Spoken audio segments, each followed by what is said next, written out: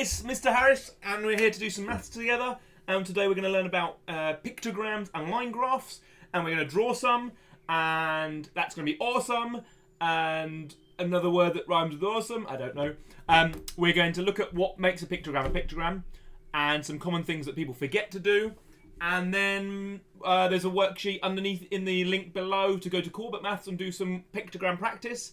This is aimed at year 5 to 9, but people slightly below, slightly above might still get a lot out of it.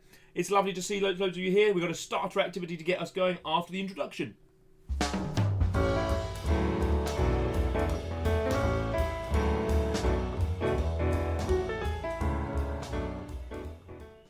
So without further ado, sometimes there's lots of ado, but we don't want lots of ado today. So without further ado, we're going to straight to, oh, what is that? Mr. Harris, you've got to actually open the page. You can't just press, that's better. We've got the starter. It's an odd one out starter. My rules for odd one out starters are as follows. You've got to think of what the odd one out is and the reason. There is no one correct answer. There's lots of correct answers.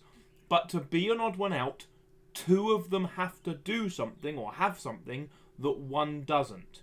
So you can't say a tree is the odd one out because it's the only one with leaves, because you'd need two of them to have leaves and one of them not. To be the odd one out, two of them have to do or have something that one doesn't. There's lots of answers. Write them in the live chat or write them down. You can pause and come up with as many answers as you want. While you're doing that, I'm going to say some good morning. So, good morning to Alicia. Good morning to Harry Sharp and all of the Sharps. Good morning to Charity. Good morning, Adeline. Welcome to the live chats today. If anyone is not here live, that's absolutely fine, fantastic. You can still access all the lesson, watch the lesson.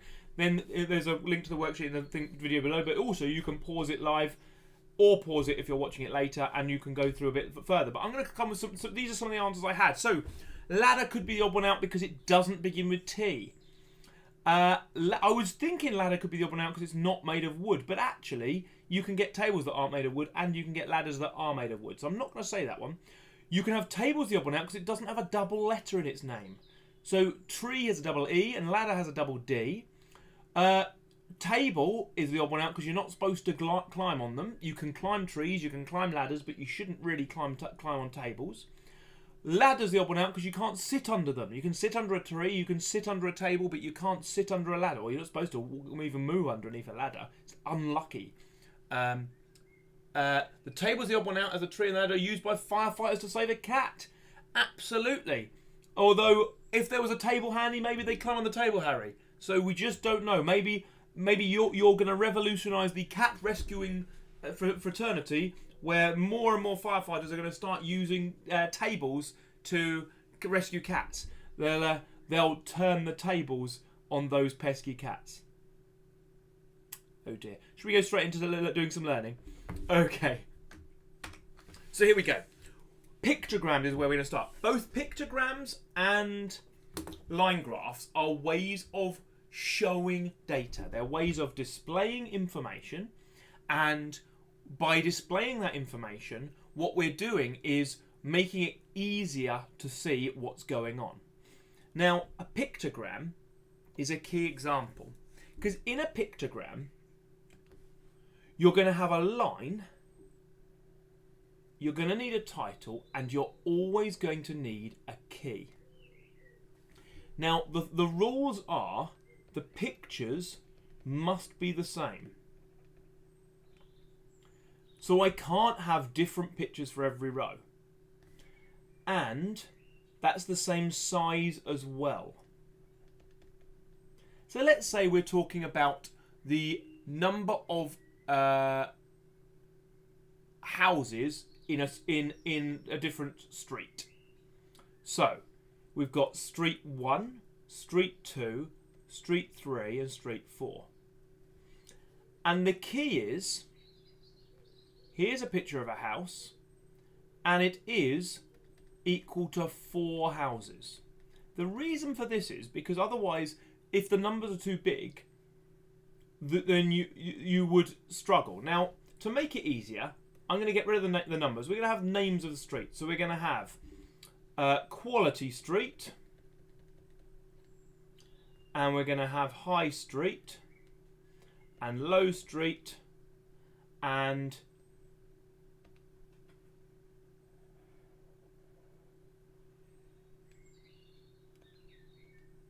oh, Mr. Harris, that was annoying. Trying to keep those separately. And street. What other things could go with street?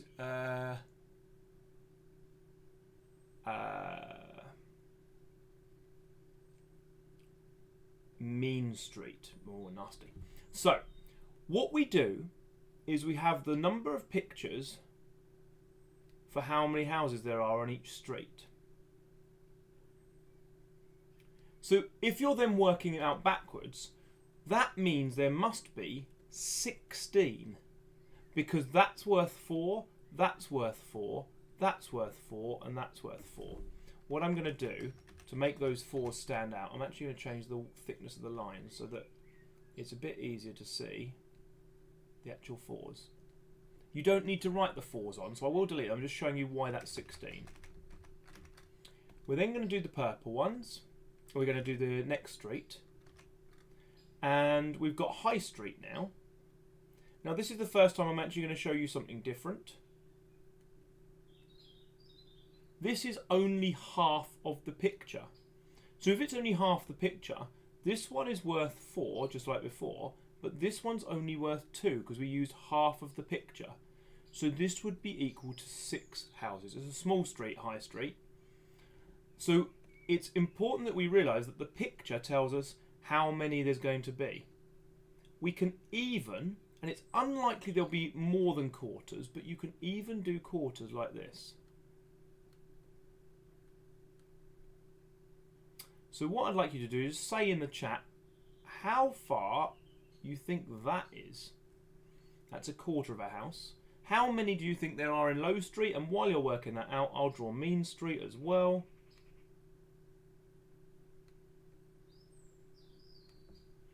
So how many do you think there are in each of those streets? So let's look in the live chat to see what people are saying. Okay. So while people are coming up with their ideas of what they think the numbers are there, let's just go over and just confirm why that was 16. Because that was 4, 4, 4, 4. You always have to have a key that tells you what each picture is. And you'll notice all my houses are technically the same size as each other. Harry Sharp's gone with 26, and Adeline's gone with 25. Ooh, rivalry. Low is 25, no is 25. Ooh, Harry's changed his mind. So let's have a check. 4, 4, 4, 4, 4, 4, 1. 4, 8, 12, 16, 20, 24, 25. Well corrected, Harry. And well done. You have to delete your original answer. That's absolutely fine to leave. I like to leave incorrect answers because that's how we learn. We learn from our incorrect answers as well. But I respect your desire to do that. And 4, 4, 4, so we should have 12 for the other one. Hi Eddie. Nice to see you. It doesn't matter about being late. You're here now and we're all learning about pictograms.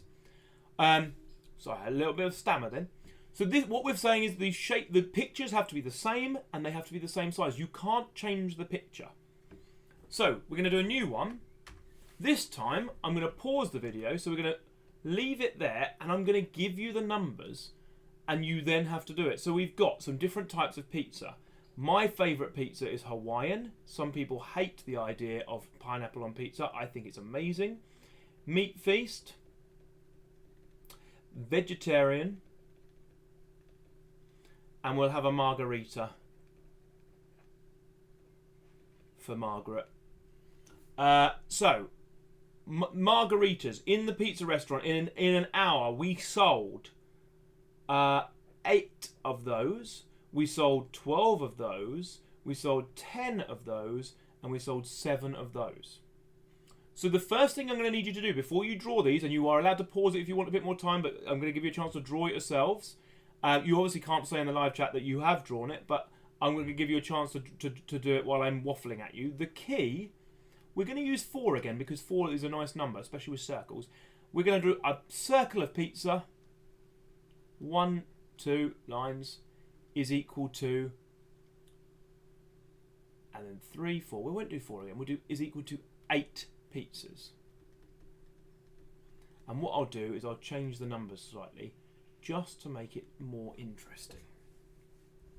And we'll make that one 32. So, give you a few seconds to draw your stem and leaf diagram, not stem and leaf diagram, your pictogram that goes with that. Remember, we've chosen a picture that is repeatable, it's simple, and hopefully that means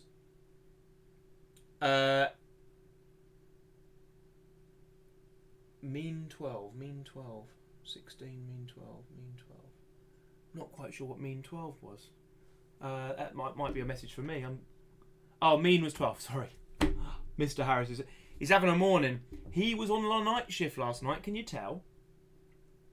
So here's what we should be getting. I think 18 is going to be 8 and 8 and 2. So I'm going to go 8 and 8. And I just want 2 sections there. Vegetarian, I think, is going to be 4 8s. 1, 2, 3, 4. Remember, they all line up, same size. If you're using technology, you can even copy paste the diagram so they make them the same. 10, I think, is just an 8 and a 2. And we just want a 2. And finally, 17. I think 17 is going to be an 8, an 8, and a 1. So that's what I think you should have when you've drawn it. That's what you're looking at to having on your sheets in front of you. That's what you should have drawn. This is a pictogram. Notice you don't need numbers in a pictogram because the key does all the numbers for you. Pictogram, so we would then be able to rub these out because this is the pictogram. The only thing we would have is a title saying, so a pictogram showing pizza sales in an hour. Okay, so that's the main thing about pictograms. We've got to keep them the same size picture and they've got to line up. Notice how those ones line up, those ones line up, those ones line up, and that one lines up. You can't make them more bunched together. Now, squared paper makes this much clearer. I'm not particularly good at neat drawings, as you've probably noticed. What I could have done is do something like this and make it into a circle. I could have then, if I wanted to really make it so this top row, we'll do this with it. I then highlight that, copy it, move it over. Need to make it the same size as the other ones. Paste it. No, I need to copy it again. Move it over. And you can see how much better that is once we've drawn it neatly. But obviously, I would then want to go and draw within that shape my quarter. And I need to stop doing that as a shape. And then if I click on the edge of that shape, I think it's possible for me to then delete the circle. I think I have to use the mouse to click on that. Delete it, and there it is, you see. So what I'm trying to do is show you can make it a bit neater, but obviously I haven't got my lines in it yet, so I need to collect my pen again. And I've ruined all neatness because I'm not being neat enough with my lines. But you can just see drawing it neatly makes it line up nicely, and you can make it as neat as possible. So this is how a pictogram works. It's the same picture. Now you're not allowed to change the picture, so you wouldn't be able to draw a slightly different pizza for margarita, vegetarian pizza. It has to be the same shape, and it's always a simple shape. You don't try and make it too complicated, because if you try and make it too complicated, like a train or something, the first few will be easy to draw, and it'll be like, oh, good grief, I'm still drawing trains. Even if I was doing, say, a television one, I wouldn't draw a fancy TV like this, because that's difficult to draw. I would probably just go like that and like that as my televisions. Oh, that's helpful, isn't it? So that's what I'm looking at for the moment. Trying to make it simple pictures. Right, moving on to line graphs. Line graphs are often used when you're showing things happening over time. So for example, what a lot of you don't know is that Alicia and I run an ice cream shop. You didn't know this, did you? But Alicia and I, it's called Delicia's ice cream. Delicious ice cream. Shop. And we've been running this ice cream shop for in secret for a while. People, it's mail order because we have to, obviously we're all on lockdown. And people order their ice creams and they tell us what ice creams they want. Now our sales, if we draw a line graph of our sales, we have our week 1 and we have a scale. Instead of having a period, we have week 2, week 3, week 4, week 5. And then up this side, we will have a number line. You don't just write the numbers of, so what we would then have is our chart. Alicia collected the chart of 1, 2, 3, 4, 5 of the weeks. In the first week, we only sold 21 ice creams. Then we sold 34, then 42, then 60, and then we had it was a bit colder weather, so we only sold 45 the next one. These numbers do not go on the side. What goes on the side is rounded numbers, so like 10, 20, 30, 40, 50, 60. And they must be the same distance apart as each other. This is important. You can't have random gaps.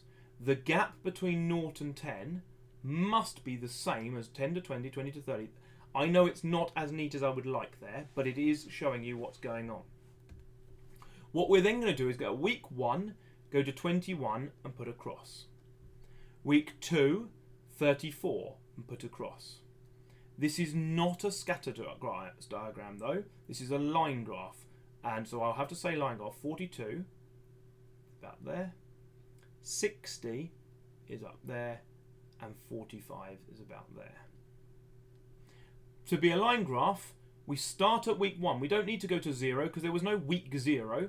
We start at week 1 and we're just connecting the line to the next line. For time-based activities, this is quite a good graph to use because you can watch the general trend. Now, the general trend, a trend is a pattern emerging, and that doesn't fit it. That can be more scattergraphy. The general pattern of these results, it looks like we're doing better. But we'll obviously watch what happens in week 6 and 7 to see if it starts to come down again. But what we're really looking at is the line graph gets connected. A trend, I'm going to write this up here, trend or the pattern is a dotted line that shows whether it's going up, whether it's going down. But the line graph itself links the points and goes on. Okay, so we've got all sorts of different points, and each week, let's say what we can do is we can make predictions from a line graph. For example, if we wanted to predict week 6, you can go, well, it's been going up, but then it started going down. We could predict it's going to go down to there, or we could look at this general picture and go, maybe there, because if the general picture carried on, it would be about there. So you could make predictions about what we think. Anything between there could be what we predict. That would be a bad week, and that would be a good week, wouldn't it? So we can say what we think are projected things. If we went down here, I assume that Alicia's been stealing ice creams. If we did up here, then Alicia's been doing some excellent advertising and needs to get bonus credit. Okay? So you can make predictions of where we think we should be using line graphs. And people do this all the time. Small businesses, like ours, Delicious Ice Cream, you can use line graphs to make predictions of patterns of what's happening. But what we're doing in the line graph is, just to recap, we had a scale, and the scale was even gaps. We then plotted each number. But this is normally, for a line graph, the data is equal gaps apart. 1 week, 1 week, 1 week, 1 week. It won't work if you've got 1 week, then only 2 days, then 5 days. You need it to be regular gaps.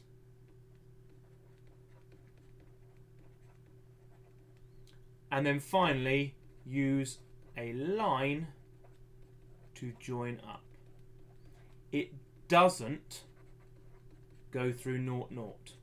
Or not always. I mean, equally, you could say, well, in week 0 we did sell no ice cream, so you could do it, but generally we don't need to. A line graph can start at week 1 because that's where we've started.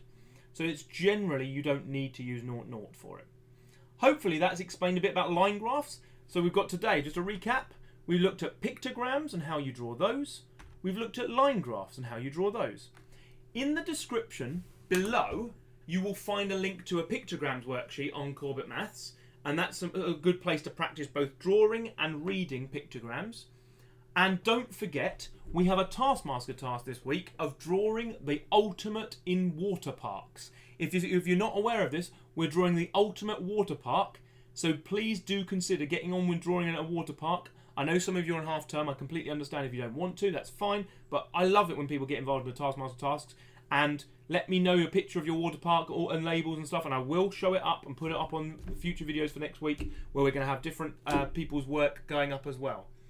Thank you so much. Any questions you have, I'll be looking in the chat. I've been Mr. Harris. You haven't. Take care of yourself. Speak to you soon.